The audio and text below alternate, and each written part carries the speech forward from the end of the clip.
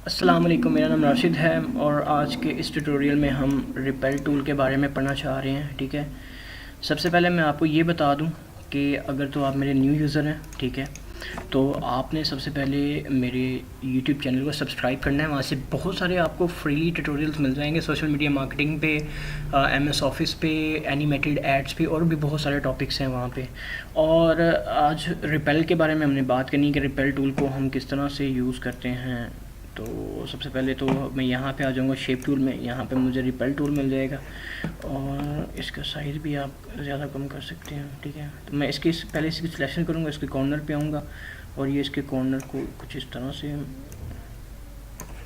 Convert कर देगा।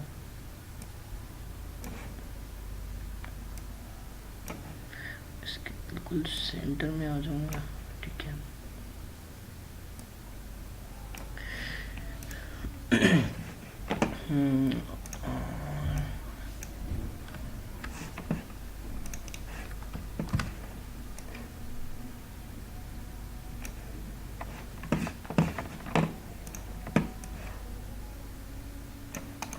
इस तरह से आप शेप्स डिज़ाइन कर सकते हैं रिपेल टूल के ज़रिए। ठीक है, बाकी ये है कि जब हम एडवांस बना रहे होंगे प्रोजेक्ट्स तो वहाँ पे आपको और ज़्यादा आसानी से समझ आ जाएगी अगर आप इसको सिलेक्शन करेंगे। ठीक है,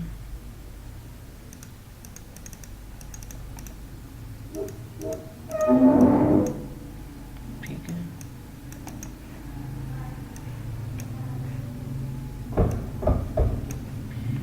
यहाँ से भी कर सकते हैं, जैसे आप करना चाहें आप इसको कर सकते हैं।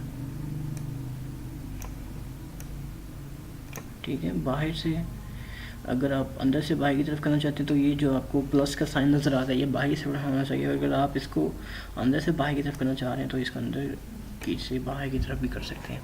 तो बेसिक ये रिपेल टूल है। ठीक है, इसको आप किस तरह से यूज़ करते हैं और मज़ीद जो है जब हम प्रोजेक्ट्स बना रहे होंगे वहाँ पर जब हम यूज़ करेंगे तो आपको और ज़्यादा समझ आ जाएगी इसकी।